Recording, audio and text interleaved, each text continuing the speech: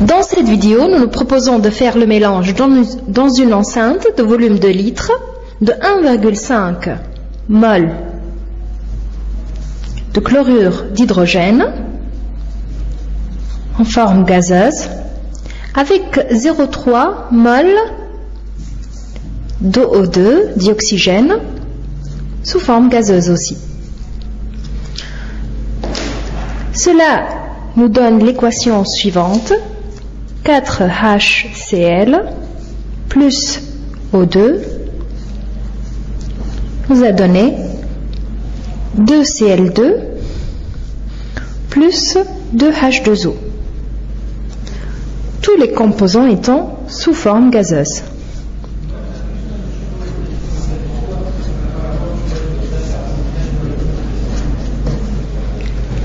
La température à laquelle se passe la réaction est T. On nous dit de déterminer à l'équilibre les composants, le nombre de moles de chaque composant. On ne sait qu'un seul composant, c'est le nombre de moles de H2O, de l'eau, qui est 0,16. On est demandé de déterminer les autres composants, le nombre de moles de chaque autre composant, et de retrouver Kc, qui est la constante d'équilibre. On va réécrire notre équation.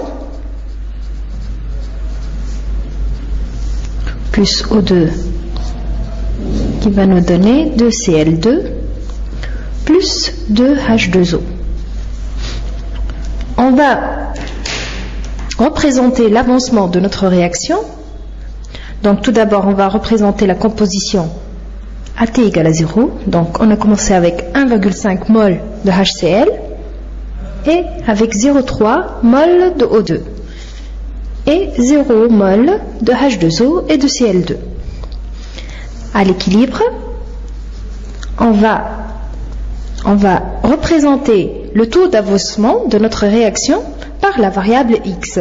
Donc ça va nous donner 1,5 moins, en fait il nous faut 4x de HCl contre 1x de O2 pour respecter les coefficients stoichiométriques. Ici on a 4 HCl pour 1 O2 moins 4x, et là on a 0,3 moins x. Tout ça pour former 2x. Donc les coefficients stoichiométriques nous donnent 2Cl2 et 2H2O. Donc 2x et 2x.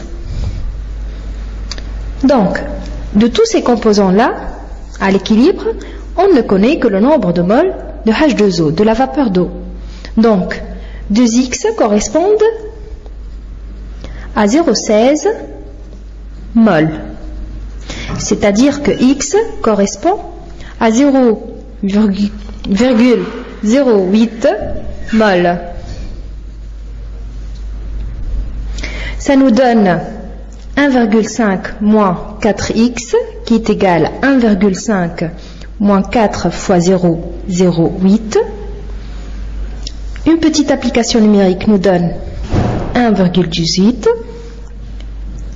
0,3 moins x égale 0,3 moins 0,08, ça nous donne 0,22. Donc là c'est mol et là aussi c'est mol. Quant H2O, quant au Cl2, il va avoir le même nombre de moles que la vapeur d'eau, donc c'est 0,16 mol. Donc là, on va réécrire en dessous ce que ça nous donne pour mieux se représenter la chose. Donc là, ça va donner 1,18 mol. Là, ça va donner 0,22 mol. Là, c'est 0,16 mol. Et là aussi, c'est 0,16 mol. Voilà la composition AT à l'équilibre. Maintenant, on va passer au calcul de KC. Et à partir de cette équation-là, on va retrouver le KC.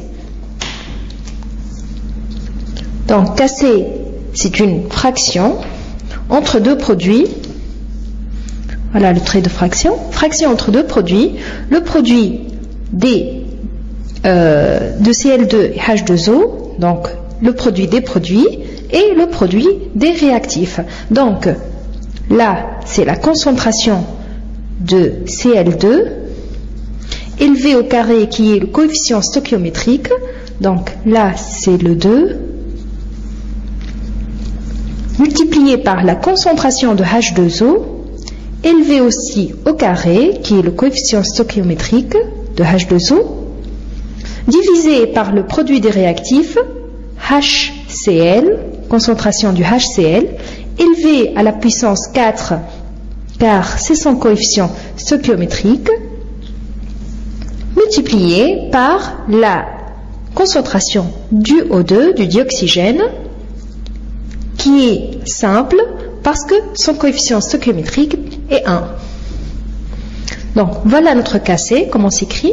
On va expliciter encore plus ce rapport-là. On va écrire les concentrations. Donc déjà la concentration du Cl2, c'est le nombre de moles de Cl2 divisé par le volume, le tout élevé au carré. Même chose pour le H2O, donc le nombre de H2O pour faire la concentration est divisé par le volume, par la suite il est élevé au carré. Le nombre de HCl divisé par le volume nous donne sa concentration, il est élevé à la puissance 4. Et enfin, le nombre de O2 divisé par le volume. Donc, en fait, si on veut réécrire le rapport KC, la constante KC, en enlevant les volumes, en fait, les volumes là, ils sont les mêmes, car le volume représente celui du mélange, qui est unique, qui est 2 litres. Donc, on peut réécrire tout le rapport KC sans les volumes. On va avoir ici le volume élevé au carré, ici aussi il est élevé au carré, ça nous donne un volume en dénominateur qui est élevé à la puissance 4. Donc on va réécrire tout ça.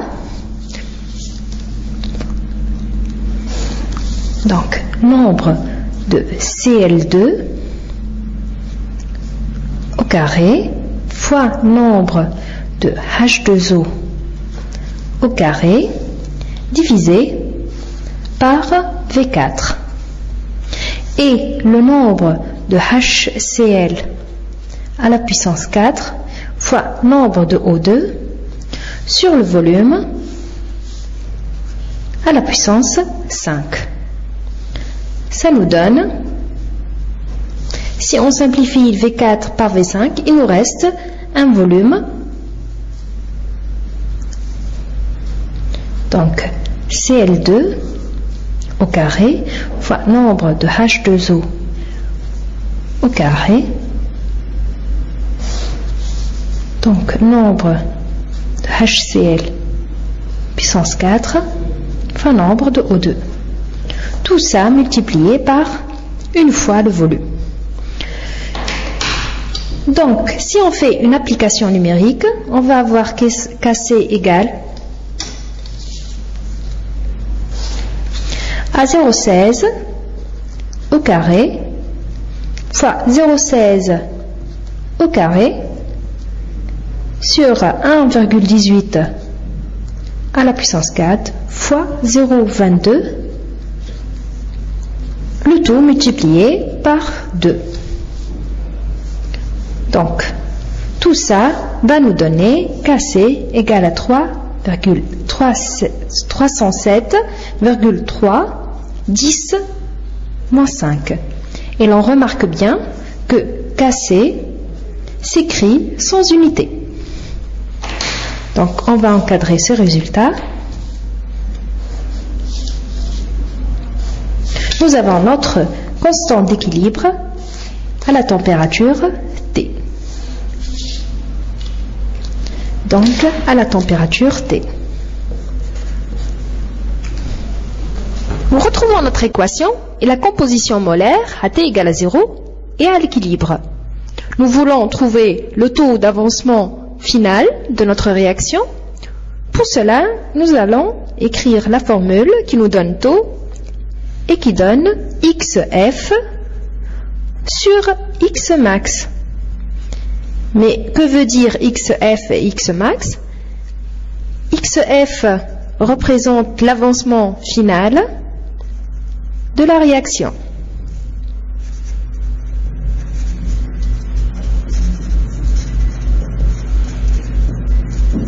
Donc là, on voit bien que nous avons les compositions molaires en fonction de XF. 2XF égale à 0,16 mol. Donc XF égale à 0,08 mol. X max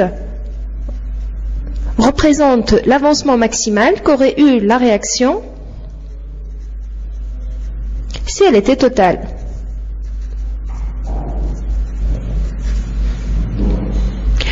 Si elle était totale, il y aurait épuisement du réactif en défaut, qui est O2. Donc 0,3 moins X max égale à 0. X max est égal alors à 0,3 mol. Donc, taux est égal à 0,08 divisé par 0,3. Nous faisons une application numérique qui nous donne taux égal à 0,266. On va l'encadrer. Voilà le taux d'avancement final de notre réaction. La leçon est maintenant terminée. Je vous attends sur le forum pour répondre à toutes vos questions. Topnet, very intelligent people.